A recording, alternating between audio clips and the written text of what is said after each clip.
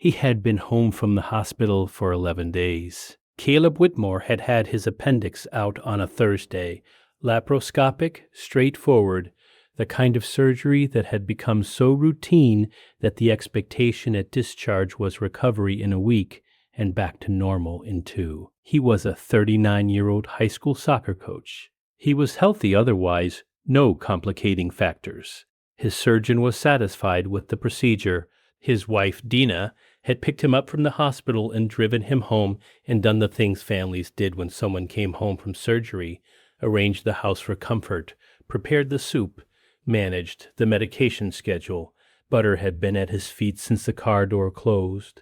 She was a 5-year-old golden retriever, the specific mild-mannered warmth of the breed, at its most characteristic, gentle with the children, patient with the chaos of a house that held 3 kids under 12, and now apparently committed to a modified recovery protocol that involved being within 3 feet of Caleb at all times. Dina said it was sweet. The kids said Butter loved Daddy best. Caleb said she was going to get him kicked out of his own bed. She slept at his feet every night, 11 nights. On night 11, she stopped sleeping at 2:04 in the morning and began pacing. He was aware of her because he was a light sleeper, and a dog pacing near the foot of a bed was not subtle. He told her to lie down. She came to the bed and pressed her nose against his hand. He moved his hand. She pressed again. He said her name with the specific patience of a man who was 11 days post-surgical and wanted to sleep. She did not lie down.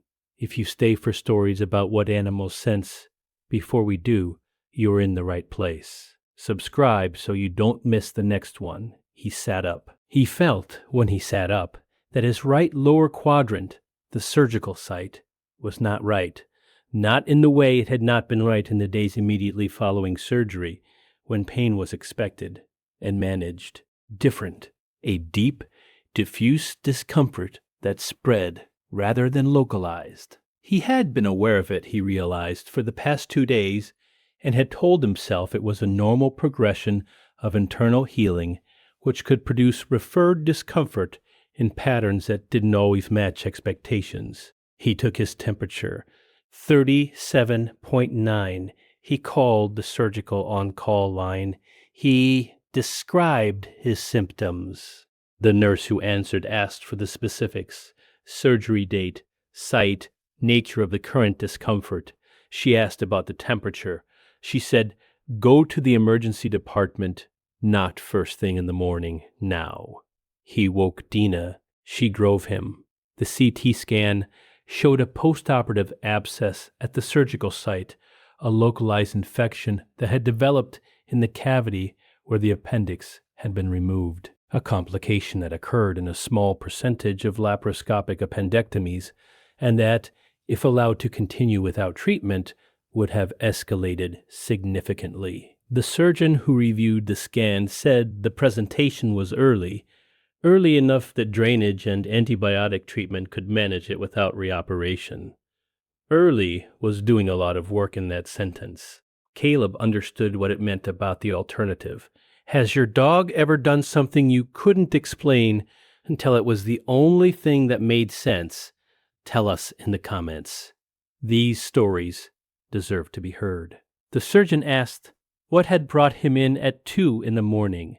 She asked with the clinical thoroughness of someone who understood that timing mattered in these presentations, and that knowing the trigger helped her assess the timeline. He said, the dog woke me.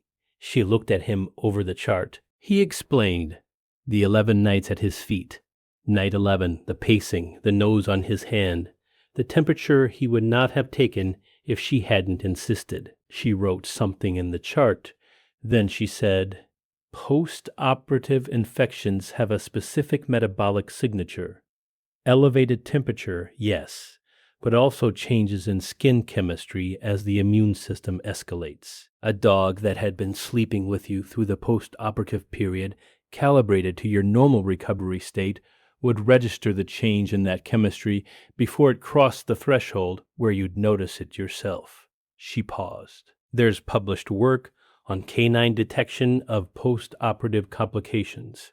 Small sample sizes, but it exists. She paused again.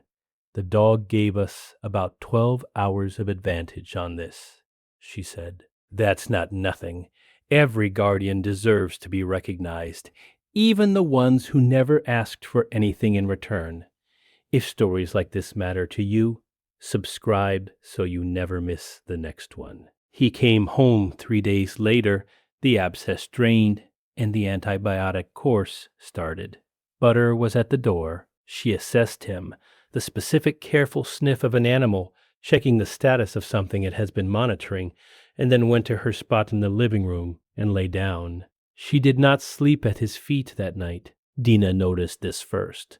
She said, "She knows you're okay now." He watched Butter, fully committed to her afternoon nap, exhibiting zero of the watchfulness that had characterized 11 days, and thought about what it meant for an animal to spend 11 days of nights at the feet of a person who was not as recovered as the discharge paperwork suggested, and then to wake at 2 a.m. on the night the assessment changed, and to press a nose against a sleeping hand until the person got up. He had no theory for the mechanism. He had the outcome. He had the surgeon's phrase, 12 hours of advantage. He went to where Butter was sleeping and sat on the floor beside her, the way you sat beside something you needed to be close to for a minute before you moved on with the day. She raised one ear. She did not wake. She put the ear down again. He stayed for a while. Then he got up and went back to the business of being well. The next story is about a dog who refused to let a child anywhere near a hidden danger for 3 weeks before the family understood what the dog was protecting them from. Subscribe so you're there when it posts.